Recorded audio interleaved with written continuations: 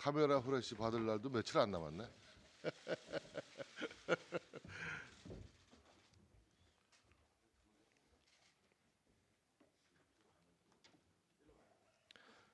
(1987년) 체제를 탄생시킨 민주화 운동권 세력이 집단 망상에 사로잡혀 있습니다. 오늘 우리는 기괴한 선택을 향해 달려가는 386 운동권 세력의 초라한 몰락을 목격하게 될 것입니다. 386 세대는 1980년대 민주화를 위해 영어의 몸이 되기도 했고 때론 목숨까지 희생했습니다. 많은 국민이 그 희생에 공감했습니다.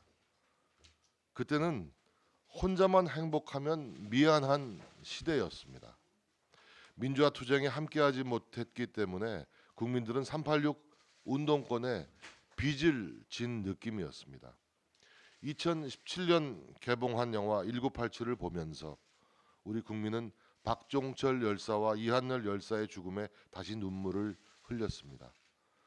386 세대의 희생으로 87년 민주화가 이루어졌고 386 세대는 나이가 먹어서 586, 686이 되어서도 한국 정치의 주인공으로 여전히 남아 있습니다. 우리 국민들은 386 세대들이 추구했던 민주주의 가치의 숭고함을 믿었습니다. 지금도 마찬가지입니다. 하지만 오늘 체포 동의안이 부결된다면 우리는 한 세대 이상 이어져 온 87년 체제의 종말, 386 운동권 세대의 몰락을 지켜보게 될 것입니다. 민주주의의 핵심은 주권 재민입니다. 대한민국 주권은 국민에게 있습니다. 국민을 등친 토착비리 부정부패를 눈감아주는 행위는 주권 재민에 대한 배신입니다. 민주당의 주축인 운동권 출신 386 정치인 가운데 누구 하나 이재명의 토착비리 부정부패에 대해 입을 열지 않고 있습니다. 비겁한 침묵입니다. 달개 목을 비틀어도 새벽은 온다. 김영삼 대통령은 민주화를 위해 목숨 걸고 22일간 단식했습니다. 김대중 대통령은 행동하지 않는 양심은 악이다 라고 외친 사형수였습니다. 서슬퍼런 권위주의 정부에 목숨 걸고 대항했던 어제의 386 민주투사들이 오늘 입을 꾹 다물고 있는 이유가 무엇입니까? 당대표가 쥐고 있는 공천권에 목을 맨 것입니까? 훗날 사람들은 이렇게 얘기할 것입니다. 2023년 2월 27일 본회의 체포동의안 표결이 87년 체제의 운명을 끝장냈다고 말입니다. 오늘 우리는 386 운동권 세대의 초라하고 기괴한 몰락을 목격하게 될 것입니다. 무늬만 민생 입법을 강행하는 민주당의 진짜 목적이 무엇입니까? 민주당이 본회의에서 양곡관리법을 반드시 처리하겠다고 공언한 날이 바로 오늘입니다. 간호사법, 노란봉투법에 본회의 직회부 의지를 과시한 바 있습니다. 제1야당 더불어민주당은 국민이 부여한 다수 의석을 입법 독재, 입법 폭주에만 이용하고 있습니다. 2022년 3월 윤석열 대통령이 당선되자 민주당은 검수안박법을 추진했습니다. 법안 통과를 위해 위장 탈당과 안건 조정이 무력화 등 의회 절차를 깡그리 무시했습니다. 새 대통령 취임을 일주일 앞둔 5월 3일 문재인 대통령 주재 마지막 국무회의에서 검수안박법을 통과시켰습니다. 노란봉투법도 마찬가지입니다. 민노총에서 오래전부터 요구했던 법안입니다. 문재인 정부 시절에도 민주당은 압도적 다수당이었지만 이 법에 대해 손 놓고 있었습니다. 윤석열 정부가 들어서자 안건 조정이마저 민주당 단독으로 통과시켜 법안 통과를 위한 준비를 끝마친 상태입니다. 민주당이 법사위 의결을 건너뛰고 국회 본회의에 직회부한 간호법 역시 문재인 정권 내내 관심이 없었습니다. 야당이 되자 갑자기 단독 처리하겠다고 부랴부랴 나서고 있습니다. 방송법 개정안 역시 민노총 언론노조가 진작에 요구한 법이었지만 문재인 정권 때는 통과시킬 마음이 전혀 없었습니다. 본인들 집권 당일 때 임명해왔던 공영방송 사장을 정권을 잃고 나자 좌파 시민단체가 뽑게 하자며 국회 과방위원장 자리를 그렇게 목을 메었습니다. 본인들이 여당일 때는 신경도 쓰지 않던 법안들을 야당이 된 지금 법을 어기면서까지 입법 폭주를 멈추지 않고 있습니다. 20년 집권 호언장담하던 민주당이 5년 만에 야당으로 전락한 것은 민생을 외면한 채 본인들의 정권 연장에만 매달렸기 때문입니다. 국민들의 심판을 받은 것입니다. 그럼에도 반성 없이 그 잘못을 도돌이표처럼 되풀이하고 있습니다. 본인들 표를 얻기 위한 것인지 국가의 장래를 진정으로 생각하는 것인지 국민들은 다 알고 계십니다. 민주당의 억지와 폭주에 국민들의 인내가 한계에 도달했습니다. 다시 부탁드립니다. 이쯤에서 이제 그만 멈춰 주십시오. 오늘 오후 2시 반 국회 본회의에서 민주당 이재명 의원에 대한 체포동의안 표결이 있습니다. 오늘 표결은 민주당이 민주라는 말을 쓸 수 있는 정당이냐 아니냐, 특권을 포기하고 불체포 특권을 포기하겠다는 자신들의 공약을 지키느냐 마느냐, 또 의원 한 사람 한 사람이 헌법기관으로서의 양식을 가지고 있느냐 아니냐, 민심과 싸우는 정당이냐 민심을 받드는 정당이냐를 스스로 결정하는 날입니다. 부디 역사와 국민 앞에 부끄럽지 않은 결정이 있기를 바랍니다. 짧으셔서. 오늘 본회의에서 이재명 대표에 대한 체포 동의안 표결이 있을 예정입니다. 많은 언론과 국민들은 민주당의 표결을 부결시킬 것으로 예상을 하고 있습니다.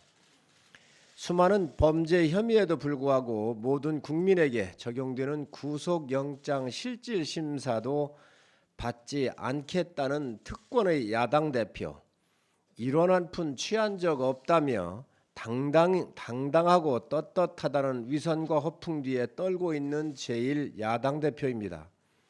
민주당이 살아있다면 양심으로 판단하시기 바랍니다.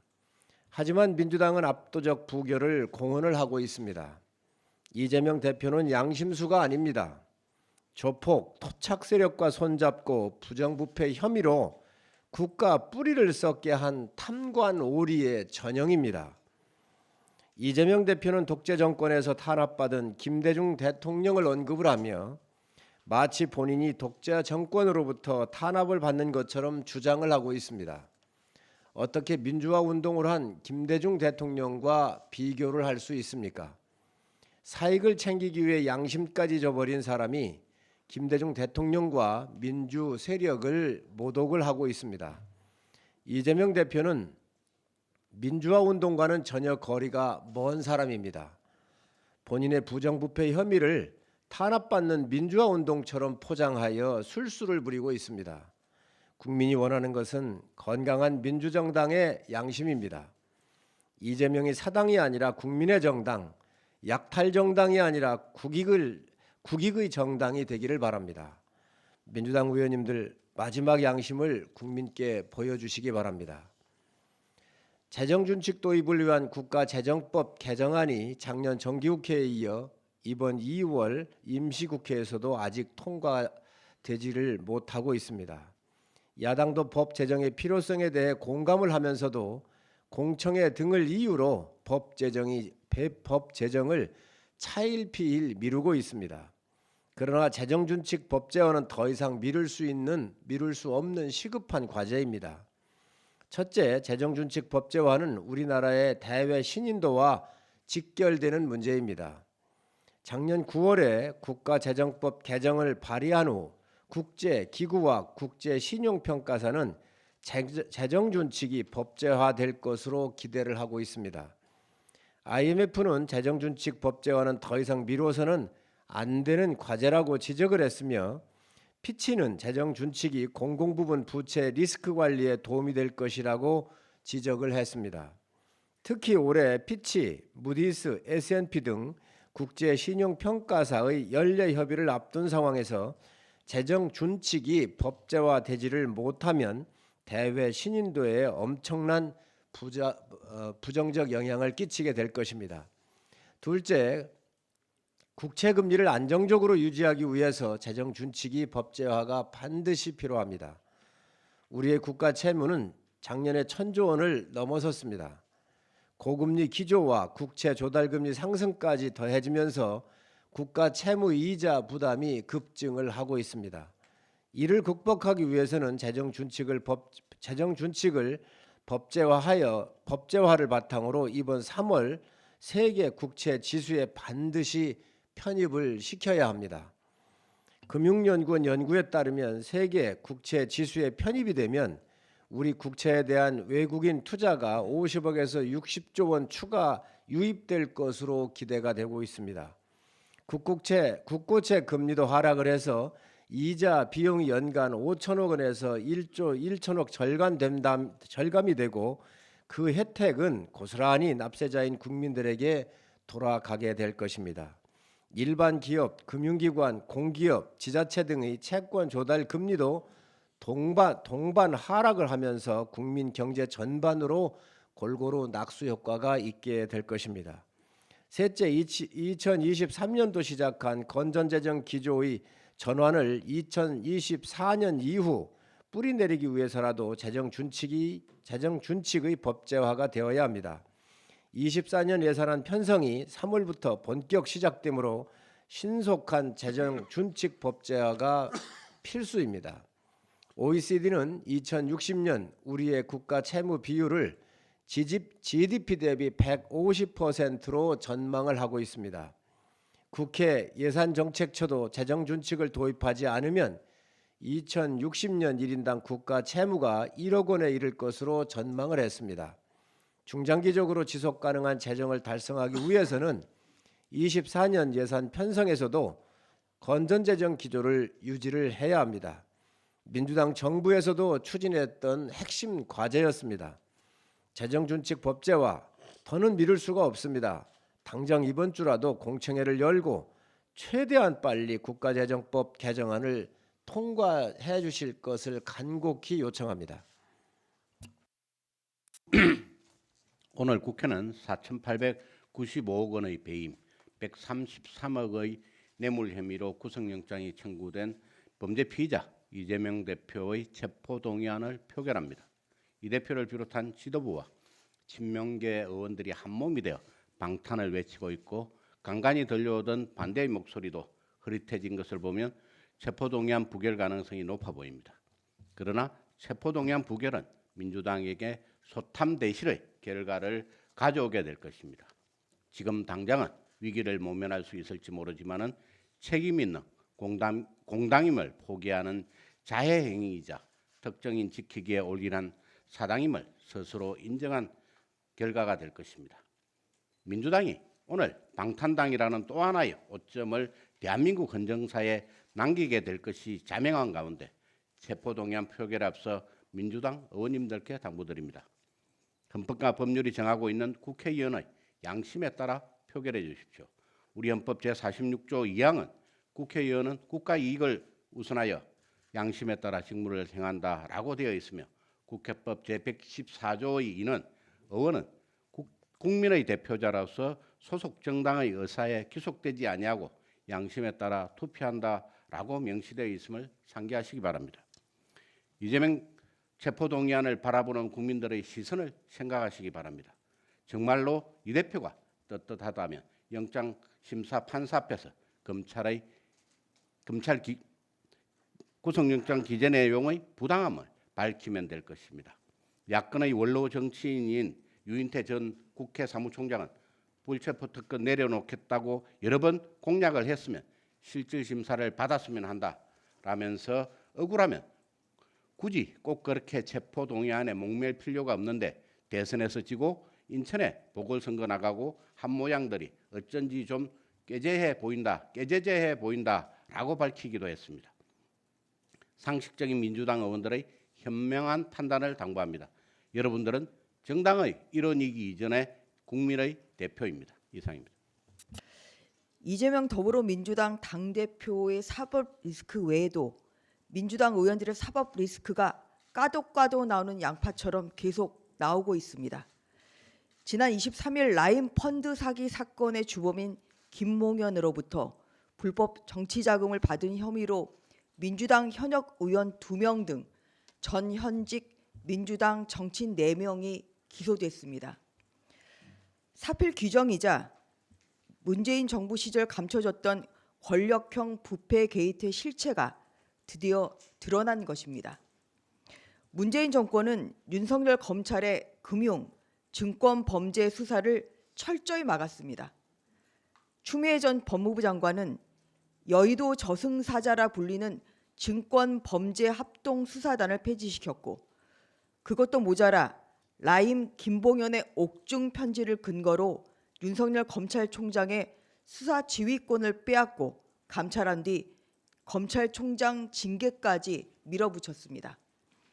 그러나 이어진 서울 남부지검의 수사에서 오히려 김봉현의 옥중 편지는 허위로 판명났습니다. 결국 사기꾼의 말 한마디에 일국의 법무부 장관과 집권 여당이 동조해서 헌정사상 초유의 검찰총장 징계 축출 사태를 초래한 것입니다. 그런데도 그 누구 하나 책임지는 사람은 없었습니다. 더욱 충격적인 것은 옥중 편지를 썼던 김봉현이 최근 이 편지를 모 민주당 의원과도 매우 가까운 민변 출신 변호사의 조언을 받아 작성했다는 것입니다. 민변 변호사의 가짜 편지 사주, 김봉현의 옥중 가짜 편지, 추미애 장관의 지휘권 발동으로 이어진 검언 유착 시즌2의 전모가 드러난 것입니다. 만약 민주당 인사들에 대한 수사를 덮기 위해 법무부 장관과 친문 정치검사 그리고 정치인이 1조 원대 서민 피해를 야기한 사기꾼과 손잡았다면 이는 희대의 법치유린 행위로 철저한 진상규명이 필요합니다. 옵티머스 펀드 사기 사건 역시 마찬가지입니다. 검찰이 청와대와 민주당 인사 20여 명의 실명이 나온 내부 문건과 로비 관련 진술을 확보하고도 오히려 수사를 덮었습니다. 사기 범죄를 무마하기 위해 정치권에 로비를 한 사람은 처벌하면서 그 로비스트로부터 금품과 청탁을 받은 정치인을 수사하지 않는다면 이는 공정한 수사라 할 수 없습니다. 검찰의 성역 없는 수사를 촉구합니다. 이상입니다. 오늘 이재명 씨의 체포 동의안이 표결됩니다. 그는 성남시장 시절인 2017년 3월에 이렇게 얘기했습니다. 박근혜 씨가 영장 실질 심사를 받게 됩니다. 대한민국이 민주공화국이기 때문에 그가 과연 과거에 뭐를 했는지가 고려되지 않고 그의 범죄 행위와 사법 처리 필요성에 따라서 다른 국민들과 똑같이 법의 심판을 받게 되길 바랍니다. 범죄 행위가 중대하고 범죄를 부인하고 있고 언제 도망갈지도 모르고 증거인멸을 하고 있다는 정황이 여러 곳에서 보이기 때문에 구속되는 것은 당연한 사안입니다. 박근혜의 구속 여부가 이 나라의 사법이 살아있냐 죽어있냐를 보여주는 바로미터라고 생각합니다. 라고요. 이 발언을 오늘 이재명 씨에게 그대로 돌려줍니다. 내로남불입니다. 그리고 저는 이재명 씨와 똑같이 오늘부터 이재명 대표라는 표현을 쓰지 않겠습니다. 이재명 씨라고 부르겠습니다. 차마 깡패라고 부르지 못하는 것이 안타까울 뿐입니다. 이재명 씨는 표 단속에 들어갔습니다. 민주당 의석수는 169석입니다. 무소속은 7석입니다. 이 중 5석은 민주당 출신들이고 또 다른 1석은 위안부 할머니 후원금 횡령 사건으로 재판 중인 윤미향 의원입니다. 이미 윤미향 의원에게는 미안하다, 재입당하라며 손을 내밀었습니다. 이들을 합치면 총 175석입니다. 이재명 씨는 얼마나 급했으면 민주당에서 제명된 나머지 1석의 무소속 양형자 의원에게까지 미안하다라고 손을 내밀었습니다. 그러나 양 의원은 거절한 것으로 압니다. 결론적으로 오늘 표결에서 부결 175표가 나오지 않으면 민주당은 큰일 납니다. 이재명 씨와 민주당의 의원들, 개딸들은 반란표 색출에 나선다고 선포했습니다. 무기명 투표에서 그간 이재명 씨를 공개 저격한 의원들을 줄세우면 색출이 쉽다고 협박했습니다. 이건 공갈 정치입니다. 175표에서 단 한 표라도 빠지면 그 자체만으로도 오늘 이재명 씨는 타격이 온다는 말이 나오고 있습니다. 오늘 과연 몇 표의 반란표가 나올까요? 분명하게 말씀드리건데 175표가 기준입니다. 이재명 씨는 얼마나 체포영장이 두려웠으면 3일절인 3월 1일에도 국회를 열기로 했습니다. 지난해 광복절부터 228일 연속입니다. 4월, 5월, 6월 임시국회도 열 예정입니다. 그렇다고 일을 하는 것도 아닙니다. 상임위에 계류된 법안만 무려 13,000건이 넘습니다. 연일 이재명 씨 방탄에 장외 투쟁에 바쁘니 민주당 의원님들의 눈에 법안이 들어오겠습니까? 이재명 씨는 오늘 3월 3일, 17일, 31일엔 피고인 신분으로 법정에 서야 됩니다. 고 김문기 씨를 몰랐다고 한 공직선거법 위반 등의 재판입니다. 또한 오늘 대장동 위례 신도시 개발 사업 등의 체포 동의안이 부결되어도 추후 기소되면 또 이와 관련된 재판을 받아야 합니다.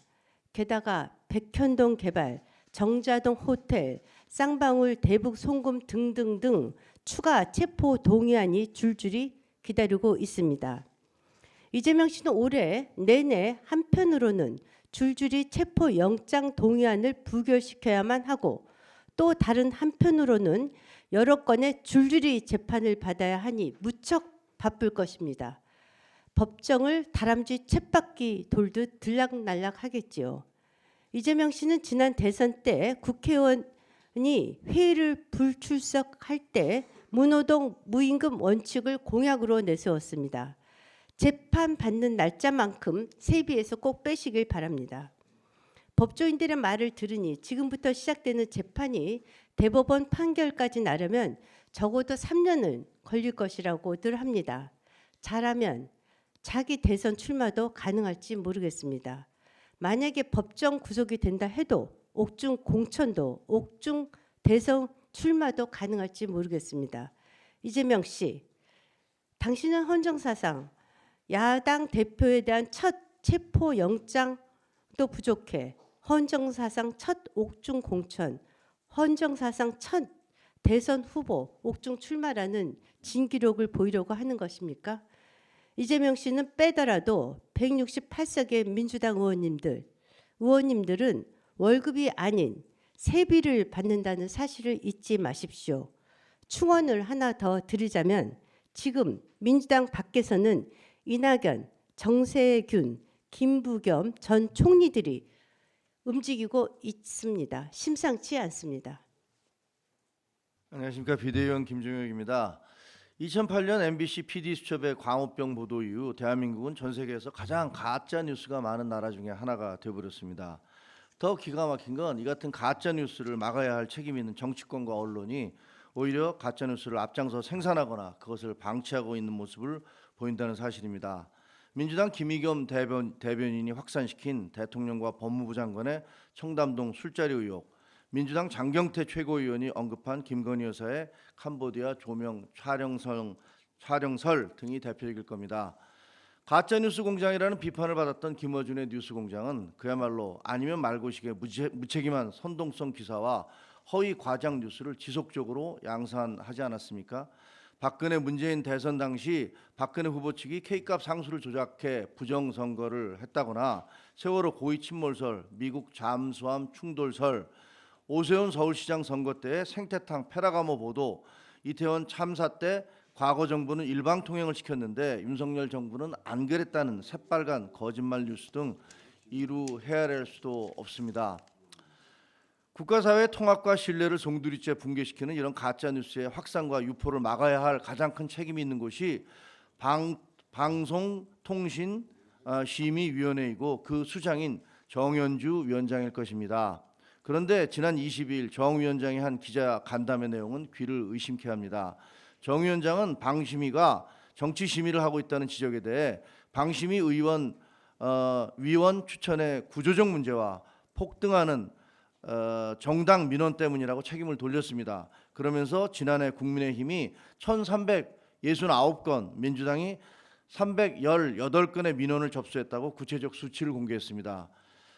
방심위원 구성이 여야 추천에 의해 이루어지는 건 어제 오늘 일이 아닙니다. 정연주 위원장 본인도 문재인 정부의 추천에 의해 임명된 거 아닙니까? 여야 추천이라는 구조적 문제 때문에 정치 심의를 할 수밖에 없다면 방심위는 존재 이유가 없습니다. 그럼 국회와 대통령 그리고 대법원장의 추천으로 구성되는 헌법재판소는 공정한 판결이 불가능합니까? 더 놀라운 건 국민의힘이 민원을 너무 많이 접수시켜 정치 심의가 불가피하다는 정 위원장의 논리입니다. 방심위가 얼마나 가짜 뉴스와 편파 보도에 눈을 감고 뒷짐을 지고 있었으면 국민의힘이 그렇게 많은 민원을 쏟아냈겠습니까? 방심위가 가짜 뉴스, 편파 뉴스에 아무 일도 안 하고 있으니 그걸 고쳐달라고 아우성치고 있는 거 아닙니까? 게다가 정 위원장은 자신의 무능과 무책임을 변호하기 위해 민원인 공개를 금지하고 있는 방통법까지 위반했습니다. 국민의힘 미디어 특위는 이에 대해 분명히 법적 책임을 물을 것입니다. 정 위원장은 그 모 신문의 칼럼니스트로 근무할 당시 자신의 아들 2명은 미국 시민권자로 병역을 면제받았으면서 이회창 전 한나라당 총재 아들들의 병역 면제는 신의 아들이라고 조롱하는 칼럼을 씀으로써 내로남불의 전형을 보여준 바 있습니다. 여야 추천 구조와 폭증하는 민원 때문에 가짜뉴스와 편파 보도를 막을 수 없다는 변명이나 늘어놓는 정 위원장은 언론 생태계가 더 이상 엉망이 되기 전에 빨리 자리에서 물러나시기 바랍니다. 이상입니다.